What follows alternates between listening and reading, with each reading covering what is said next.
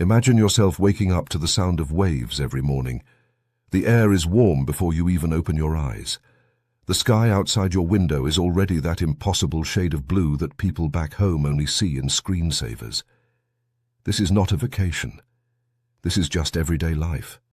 Most people think of the Cayman Islands as a place you visit once, take 100 photos of 7 Mile Beach, eat some jerk chicken, and fly home with a sunburn and an empty wallet.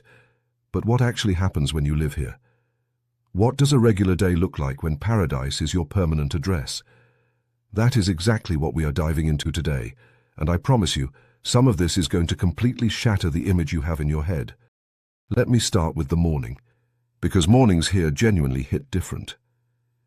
People who live on Grand Cayman, the main island, tend to be early risers, and it is not because they are particularly disciplined.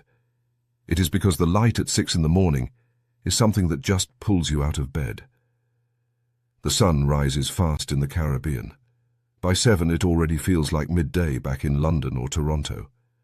Locals and expats alike will often get a walk-in before the heat really kicks in, maybe along the waterfront in Georgetown or through one of the quieter neighborhoods in the eastern districts. Breakfast culture here is genuinely interesting. You have this collision of local Caymanian traditions and the influences of the massive international community that calls this place home. On the local side, you might see fish tea, which is exactly what it sounds like, a light broth made with fish, popular as a morning pick-me-up. Then right next door at a cafe, you could find a perfectly pulled espresso and an avocado toast made by someone who moved here from New York 2 years ago.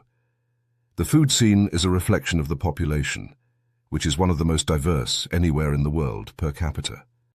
Now here is where things get interesting, and maybe not what you expected. The Cayman Islands is one of the most expensive places on earth to live. Not expensive like a trendy neighborhood in a big city. Expensive in a way that reshapes your entire relationship with money. Almost everything is imported. Your groceries, your furniture, your car, your building materials. There are no import taxes because the Cayman Islands operates as a tax-neutral jurisdiction, but shipping costs and handling fees stack up in ways that make your eyes water at the supermarket checkout. A basic bag of groceries that might cost you $30 elsewhere can easily run $60 or $70 here. This economic reality shapes daily life in very specific ways. People are resourceful. Many residents grow some of their own herbs and vegetables. Farmers' markets have become genuinely popular, and not just as a lifestyle choice, but as a practical way to access locally produced food at better prices. There is a strong culture of community sharing, especially among longer-term residents, both Caymanian and expat alike. Work is central to daily life here in a way that surprises newcomers. The financial services industry employs a huge portion of the working population. Grand Cayman is home to more registered businesses than people, which gives you some sense of what is happening economically. The morning commute into Georgetown can actually get surprisingly congested, which shocks first-time visitors who imagine that island life means leisurely bike rides everywhere. There is real rush-hour traffic on this island, real work stress, real deadlines. The paradise backdrop does not eliminate any of that. The school run is a daily ritual. Education is taken seriously here. The Cayman Islands has a variety of private and public schools, serving a student population that includes children from dozens of different countries. You might find a classroom where a Caymanian kid, a Jamaican kid, a British kid, and an American kid are all doing their math homework together. That multicultural texture is something long-term residents describe as one of the greatest gifts of raising children here. Afternoons on the island tend to carry this particular quality of light and heat that makes outdoor activity feel ambitious between about noon and 3. This is when the serious heat settles in. Many residents structure their days around this, doing outdoor tasks early or later in the day. If you work in an office, the air conditioning handles it, but step outside for 5 minutes and you remember where you are very quickly. After work hours are where the island really comes alive. The beach is not a weekend destination here. It is a regular evening option. Plenty of residents will head to the water after finishing work, whether that is a swim, a paddleboard session, some snorkeling, or simply sitting on the sand watching the sun drop toward the horizon.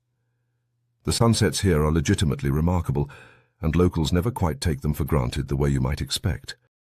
The social scene is tight-knit and surprisingly village-like given the international nature of the population. There are around 70,000 people living here across the 3 islands, with the vast majority on Grand Cayman. That is a small enough community that people recognize faces, that word travels fast, that showing up at a restaurant on a Friday night means running into people you know. For extroverts, this is wonderful. For people who prefer anonymity, it takes some adjustment. Food and dining out are genuinely central to social life. The restaurant scene punches well above its weight. You can eat world-class cuisine here, influenced by the Caribbean, Asia, the Mediterranean, and everywhere in between. Fish and seafood are obviously prominent, with lionfish increasingly appearing on menus as chefs have embraced this invasive species as a culinary solution to an environmental challenge. Local conch dishes are a staple, and if someone invites you to a proper Caymanian meal at their home, you accept without hesitation. Weekends expand the possibilities. Diving is perhaps the single activity most associated with the Cayman Islands among enthusiasts worldwide, and for good reason. The walls, which are dramatic underwater cliff faces dropping into the deep blue, are considered among the best dive sites on Earth. Residents who dive describe it as something they never get tired of regardless of how many years they have lived here. Stingray City, where you can wade into shallow water and interact with southern stingrays in their natural habitat, is so well known it can feel touristy on busy days, but at quieter times it remains genuinely magical. There is a quieter side to life here that rarely makes it into travel content. Mental health conversations are happening more openly.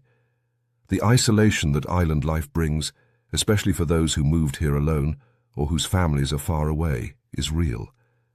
The transient nature of the expat community means friendships can be intense, but also temporary as people move on to new postings or return home. Long-term residents talk about this with honesty. Paradise comes with a specific kind of loneliness that is hard to explain to someone who has never lived somewhere beautiful, but far from everything familiar. The environment sits at the center of ongoing conversations about the future. Rising sea levels are not an abstract concern here. They are something people watch and discuss and feel anxiety about. The Cayman Islands sits low in the Caribbean, and the residents are acutely aware of climate vulnerability in a way that is different from watching news coverage somewhere else. Conservation efforts around the reefs and marine life are passionate and widespread. Hurricane season runs from June through November, and during those months, there is a background awareness that shapes decisions. Preparations are taken seriously. Shutters go up, supplies get stocked, plans get made. Most seasons pass without major impact, but the memory of significant storms keeps people respectful of the possibility. So, what is everyday life on the Cayman Islands actually like? It is expensive, warm, beautiful, occasionally lonely, professionally demanding, environmentally conscious, deeply multicultural, and genuinely unlike anywhere else on the planet. It is not a permanent vacation. But in the evenings when you are sitting on warm sand, watching a sky turn orange and pink over the Caribbean Sea on an otherwise ordinary day, you understand completely why people choose it, and why, once they do, so many of them never quite manage to leave. If this video gave you valuable information on everyday life on the Cayman Islands, then please hit that subscribe button, because we have so much more content that we would love to create for our viewers. We are 100% dependent on your support, and by subscribing to the channel, you will enable us to create more informative and educational videos.